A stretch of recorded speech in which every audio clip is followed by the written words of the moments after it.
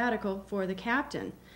And speaking of whales and boats, the Greenpeace boat was here in our waters this week, and we have Gail Tharpe to give an interview. We're here on the Greenpeace vessel, the Rainbow Warrior, today with Louis Boretto to talk about the present campaign they're on. I understand that you have two goals this time, one to do with the Japanese netters and one with the Russian whalers. Can you tell us some about that? Yeah, we've got two campaigns in the making. The first campaign involves gillfish netting in the Aleutian Island area. The Japanese fisheries are using 9-mile-long monofilament nets to fish for salmon. Unfortunately, in the nets, we're getting caught Dall's porpoise, sea lions, seals, and birds. They're getting caught in the net. Well, the porpoise can't feel the net with the sonar system they have, and they inadvertently get caught and drown because they're air-breathing mammals. The seals just basically don't know any better. They go after the fish that's in the net and get tangled as well. And the birds dive for fish that are caught in the net, and they become entangled as well.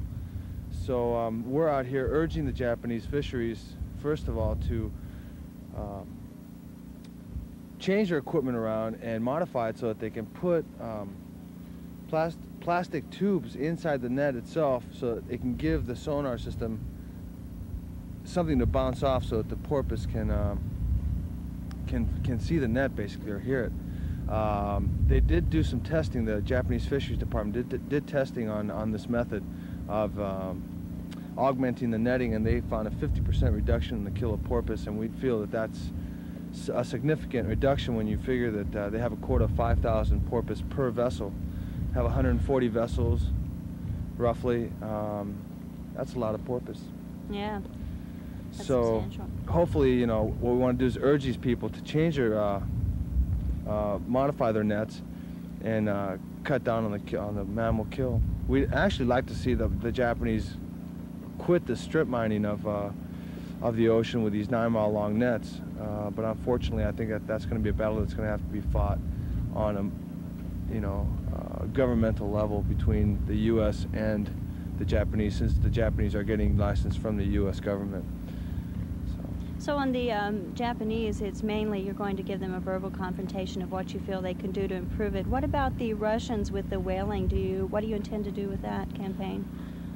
Well, that campaign basically is I have a very broad outline as to what we intend to do. They're killing gray whales off or in the Bering Straits and the Bering Sea, and what we'd like to do is confront the Russian whalers in Russian waters and urge them to withdraw their objection to the moratorium for whaling, which was passed a couple of years ago through efforts from Greenpeace, I might add. And what we'd like to do is see them withdraw the rejection, which they've submitted to the IWC, the Whaling Commission.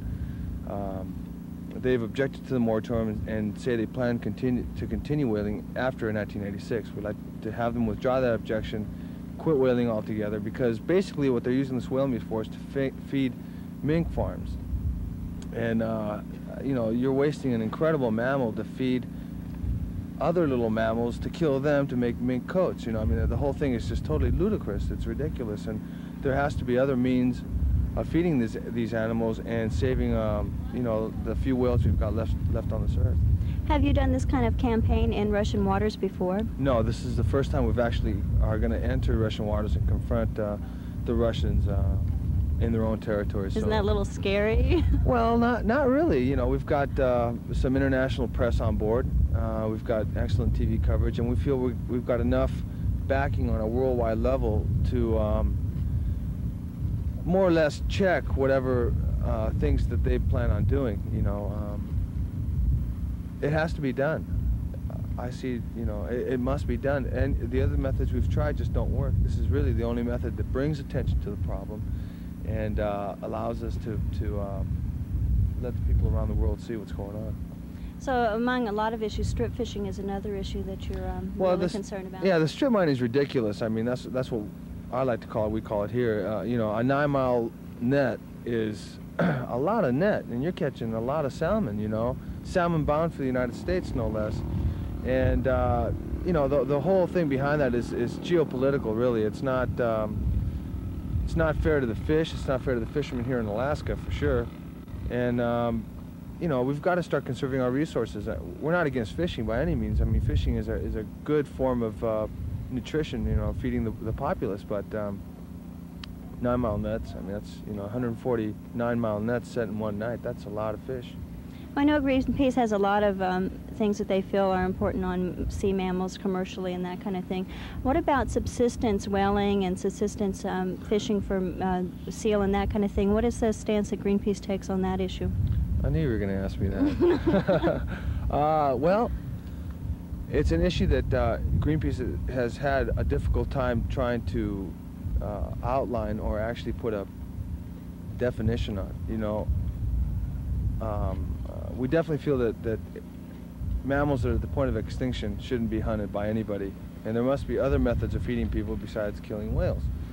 However, there are things that have to be understood about Aboriginal hunts, and you know, beyond that, I really don't want to make a statement on behalf of Greenpeace, because it's such a tough issue. I mean, you're talking about people's lives. You know, you're not talking about feeding mink or feeding Japanese wealthy people with whale steaks. You know, we're talking about people that are supposedly very hungry.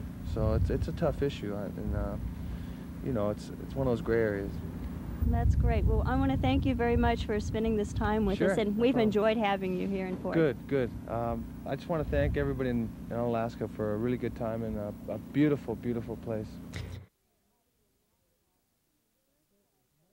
We're at the Amacnac Spruce Plantation, and we're with Marcie Wilson. She's going to show us today how to remove a tree from the ground and then the proper way to plant it so that the tree will survive and grow.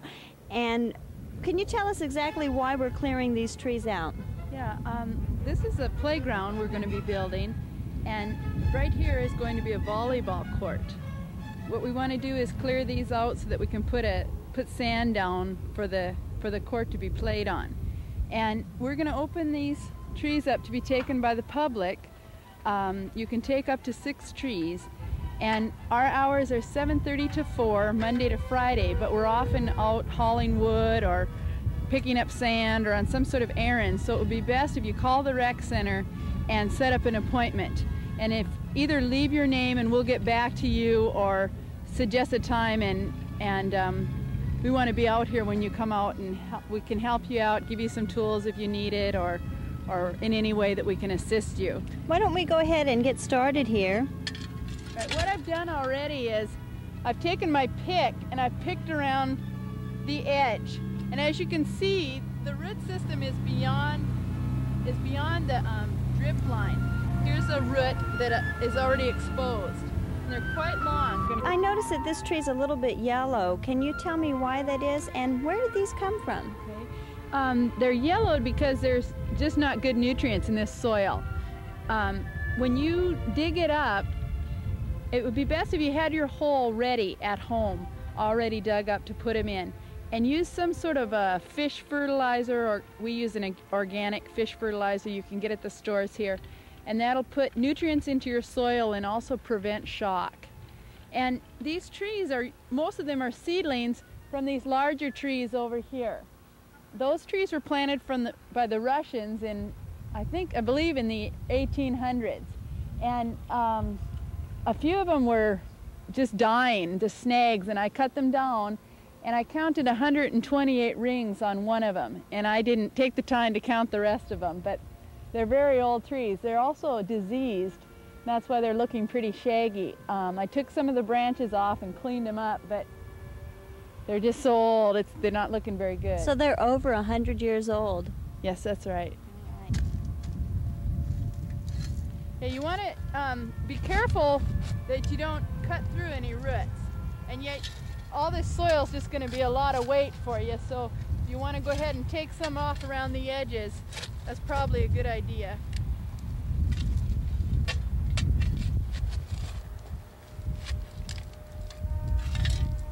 Oh, put my butt over there.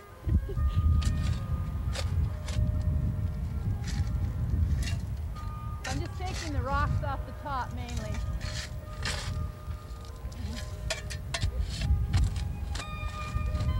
This ground's pretty hard, so be ready for some exercise.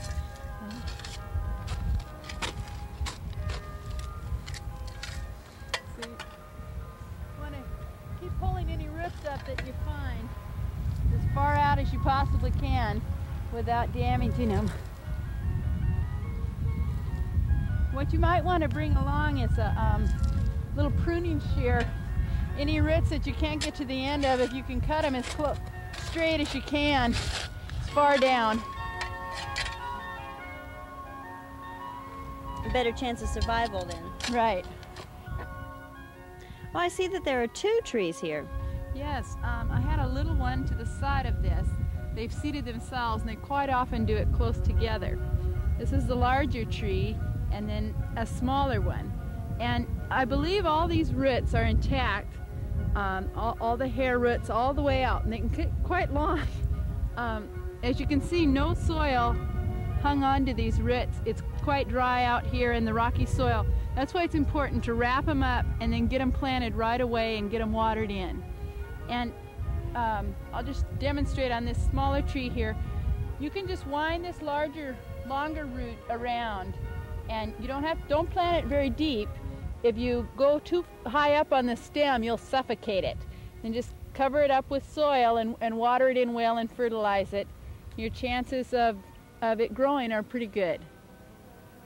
Okay, so if the public would like to come down and add a few trees to their yard, that they get in touch with you at the rec center and make an appointment so that Marcie can show you the right way to do this so your tree will survive, and come out here and get a few trees.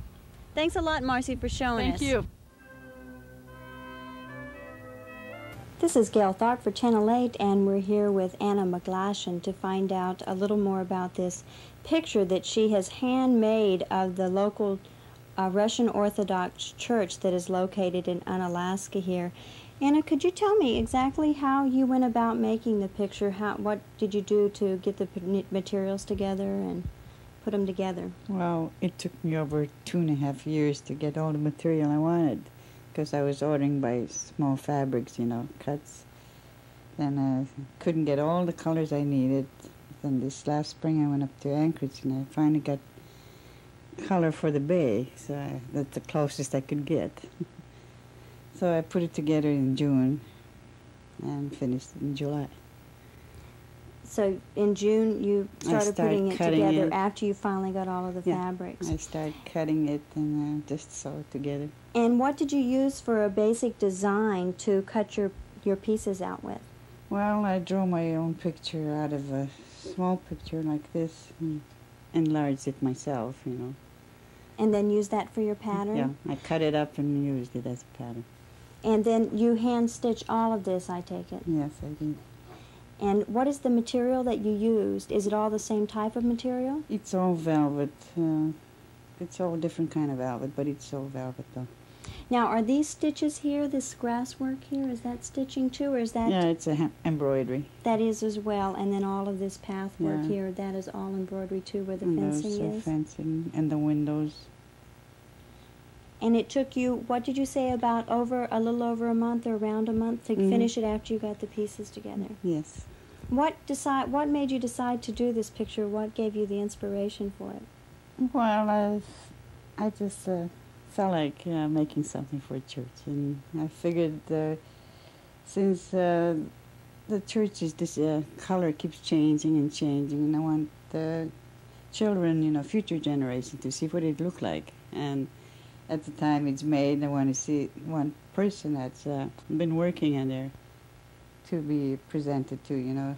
I'm giving this to the church this coming Saturday. Oh, wow. Will there be a dedication ceremony? Well, I guess so. They wanted me to bring it in. When do you know exactly when you will be taking it in? Before 6:30 anyway, between 6:15 and 6:30. So this will be hanging in the church after Saturday? That's what they said. All right. And you wanted to make sure it was kind of a replica of what you remember the church as, so that future generations, should it change, would be able to see what it is, what it was. I want them to remember it. Well, it keeps changing, you know, and it's changed since I got here, since 47. Now, I understand that you have some dedication information that you have written on the back of it. Yes. Can we see that? Sure.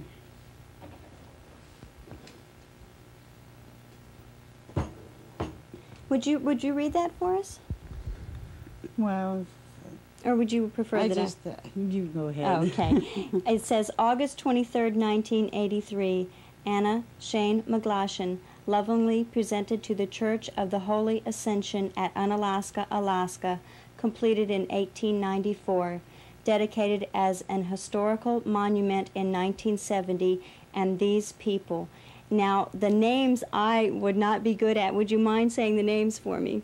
Reverend Ismail Gromov, pastor for 15 years.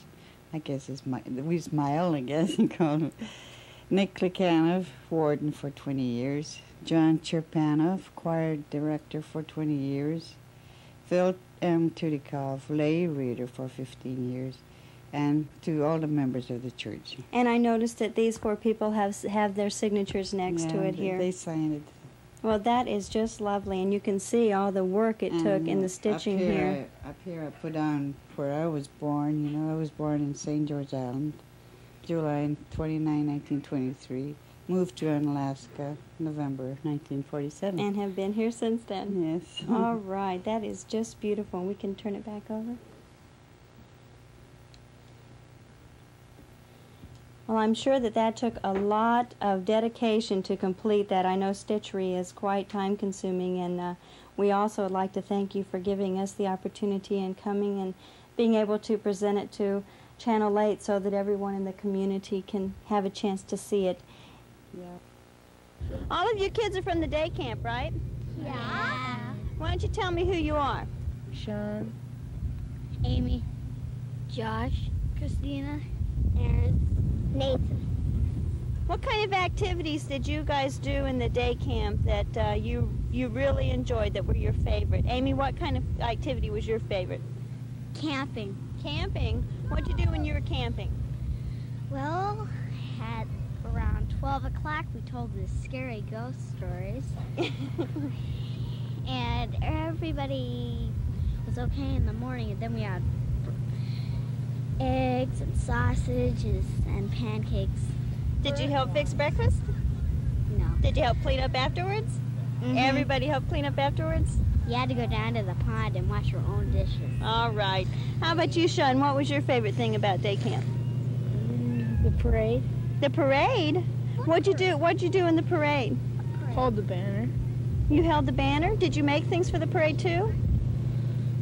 The float. You helped make the float? What'd the float look like? What was the theme? Did you have a theme for the float? Not really. Not really? Did you help make the float, Amy? Yeah. What kind of float was it? Well, it was like you were going on a camping trip. That's what the float was? Yeah. Did everybody make things to go on top of the float? Yeah. Did you go in the parade too, or just help make the float? I went to the parade. What'd you do? I played a kazoo. You played a kazoo? Were any of you in the parade? Were you in the parade, Nathan? No, I was on vacation. You were on vacation then. Well, what did you like most about day camp all the times that you got to go? Well, the only thing I got to go on was the camping trip. Did you like that? Yeah. What was your favorite thing about the camping trip? Hiking. Hiking, you liked that? Did you explore? Did you get to see lots of the area? What'd you Yeah. see? Well, one thing we saw was a lot of fish. Well, What was your favorite thing about the day camp? the camping. Camping, you like that too? What'd you do when you went out camping? Well, we went out for a night hike and ghost stories. We went fishing. That's about all. That's about all? Did you help make things in day camp too? I wasn't there for You the weren't there parade. for that? How about you? What did you like most? Playing games. Playing games? What kind of games did you play? What was that game called? Sorry. Yeah, and that other game. Candyland? No. Board games or video games or what? I like Monopoly best. Monopoly the best? How about you? What'd you like best? Camping. You liked camping too? Yeah. What'd you get to see when you were camping? I saw lots of fish and hiking, and I saw 4 horses up on the hill. You did get to see the horses. Yeah. All right. How about it? Do you guys think you'd like to come back to day camp next year? Yeah. Good afternoon. Glenn has left us from the Glenn has left from the studio now, and I have Nancy Nagle-Smith with me, who's going to give us some information about the women's team of the City Leagues. And they've been asked to participate in the All-Star Games, which are City Leagues against City Leagues. This is going to take place in Sandpoint, correct? Yes, it is. And they have some fundraising that they need to have take place so that they can afford the fare to get all of the players to Sandpoint to take part in that. And I know you have several things going on for fundraising. Some are the donation jars that are around. That's at the Lucian Merc, and then what is it? We have one at Unicy Inn, and then one at each of the lounges, the Elbow Room and the Unicy Lounge. But you also have a bake sale. What is that? Well, we're having a bake sale Saturday at 2 o'clock at Carl's. At Carl's? Not only will the women's team be donating stuff, but also some of the wives of some of the men's team and some other women in town are going to donate some baked goods for us to raise money. How about some of the men? Are they going to bake something too? So far, we just have the wives. We can't push for everything. Really? But we're hoping to have a bake sale for the next 3 Saturdays. And this one's at Carl's. This Saturday Right. is at Carl's. This Saturday will be at Carl's. Okay. Now, you also have raffle tickets, right? Right. We've just now finally got 6 items to raffle off, and we'll be selling the tickets for $1 each. So you could probably get them from, hopefully, any City League basketball player. Okay, that sounds real good. Right now it's just the women, but we're trying to get the guys because any money we raise, we're going to try to split it so that everybody pays the same rate, whether they're men or women. All right, that sounds real good. Who are some of the people that are donating gifts or prizes for this? We have prizes from Carl's, Nikki's Place, AC, the City Pool, the Rec Center. Well, it looks like a lot of community support. A lot of people think this is a worthy cause and obviously are donating a lot of things for this purpose. So they can get their tickets from, right now, any women's league player and possibly in the future the men's league as well. And you have these wonderful pink T-shirts to show what team you're on. I think they're great. I just had to mention the pink T-shirts. And who's your sponsor? Who's sponsored paying the fee? The Elbow Room paid our entrance fee, the $225 to enter into the league. All right, so that was really nice of them to take part in that too. Yeah. Okay, so support the City League, and who knows, our girls may take them by surprise. And do you play against both teams in Sandpoint or just one? Right, we'll play against both. You will? And we've had the advantage because we have been playing against the men's teams. Yeah, really? So all right, so let's support ready. them and have them knock them dead in Sandpoint. All right, thanks, Nancy. Oh, thank you. I have Ray Lindquist with us today, and they're going to be discussing the possibilities of a ski club in Unalaska. And we're going to find out a little bit about when that meeting will be and what the details will be of that meeting. Ray, when do you plan on meeting with the community to find out how much interest there is? Well, hopefully we'll get the ski enthusiasts involved sometime about 5:30 Saturday afternoon at the Unicy. I'm not sure where in the Unicy yet, but probably just in the main restaurant area. Okay, at 5 on Saturday, so if anyone's interested in skiing, they should be there and they can put in their input about how they feel about it. Right, it's going to be hopefully downhill skiing instead of cross country, and we'll be doing it with a helicopter and taking us to the top of the hill. We'll get out, then he'll ski down and he'll come pick us up at the bottom and repeat the process. Repeat it? Would be. Now, about how many people do you need to be interested so that you can make this work? Money-wise, it's pretty costly, so we need quite a few people to make the cost on any one individual pretty small, and hopefully 15, 20 people would be appreciated. About 15 or 20 people. Now, I understand from Chuck that Chuck asked that they might be able to have some nice enough terrain on Pyramid or wherever you go that they could cross country as well, but of course this is an opportunity for the people who don't get to downhill very much. That's true. The time that I've skied there before, there was definitely advanced to intermediate skiing, but there was a place where you'd definitely be able to do some cross country from there on down. It would have been a long, steady run, but not much uphill, but a lot of downhill. But a lot of downhill, but Easy not downhill. so drastic that a cross-country skier could do it. They could do it. Why don't we talk a little bit about the skis and what the difference is between downhill and cross-country, so some people who haven't had an opportunity to do both types of skiing. These here, I understand, are our downhill skis, and we have our cross-country here. And I noticed that one of them has a mechanism on the back, where this one is only got the toe hold, hold. Well, this is the downhill ski boot, and it has these catches on both the toe and the heel that catch in here, and also for the toe up front. And it's something to keep the boot affixed to the thing unless you come in an emergency. Then it'll pop loose, break loose, or break free. Where this is the cross country boot. It's a lot smaller, and it has the thing catch for the toe, but not so much in the rear back here where they have just the binding around the back. That's a lot smaller and a lot lighter weight, a lot narrower in width versus the width of the downhill ski. So a lot of the difference in this cross-country and downhill is that the downhill, your boot is attached on the rear too. Now when you're cross-country skiing, you raise your foot when you're skiing, correct? And that's why you don't have something attaching you in the back. Downhill is obviously a faster sport than cross-country. Oh, by far, yes. Do you use some of the same muscles when you're cross-country and downhilling, or is like you do? Sure, I would think so. I've never really downhilled that much. I've watched it a little bit. I don't think so.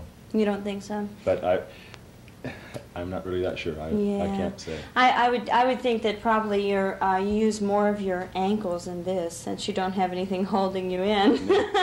Yeah. So anyone who would like to, let me get my microphone here, anyone who would like to take part in the skiing event or is interested in discussing what some capabilities or possibilities are for skiing in the future should come to the meeting Saturday at 5 o'clock. Now I also understand they'll be discussing how many people are interested in getting a rope tow. Well, yes, the military for their recreation had an old rope tow on Pyramid or somewhere in the area here, and we were going to see if there's enough enthusiasm to possibly get it renovated and put it back into use for winters next year and so on. So that you could go downhill skiing without having to use a helicopter. Oh, affirmative, yes. All right, that sounds real good. Lot cheaper. Yes, much cheaper. Well, there's still some good snow out there up high, and if anyone out there would like to take part in this or is interested in skiing, even if you haven't skied in the past, you might want to come along and see what it's all about, cross country or downhill, and come to the Unisea at 5 o'clock on Saturday, and they're going to try to make a ski run on Sunday, so hope to see you there. Thanks a lot, Ray. Thank you. We'd like to announce a special presentation of Banished Misfortune. Their concert was recorded and will be shown on Channel 8 TV Sunday at 8 o'clock for all those people who didn't get a chance to go see it, like myself. Sunday, 8 o'clock, Banished Misfortune on Channel 8. It was a great concert, well worth watching, and we'd like to just clarify that the meeting that is going to take place for the Film Society after the film is going to be about the future of the weekend film programs. So please come to discuss about what we can do about the future of that weekend film program, because it looks as though it's in some trouble right now. Okay, and don't forget to mark your calendar for the 31st. That's next Saturday. The first Unalaska Music Festival will be held here at the Rec Center. Admission is only $2. Should be a good time, and you still have time to go see some basketball tonight. Head to the gym. Sounds good to me, and that music festival is going to have wonderful stars like Glenn Boledovich and Cheryl Woodburn and all kinds of wonderful people. And who else is in it? I can't remember. Well, good night, folks. We'll think about it. That's right. So get Paul Foose. He's going to be in it. We'll talk to you next week again. Are you going to be in it, Gail? That's who it is. Gail's going to be in it. What can I say? Good night. Good night. Here we go, the lanterns. I can throw one. Marty and Kim. 182. 5811701.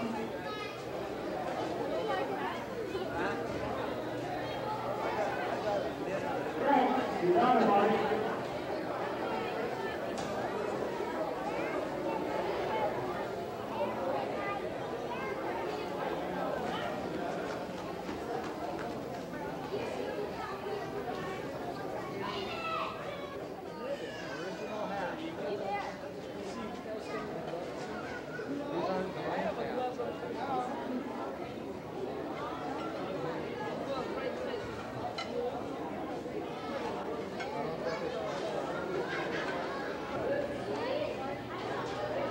we go. Hi, Gary. Here's a hat. I finally made their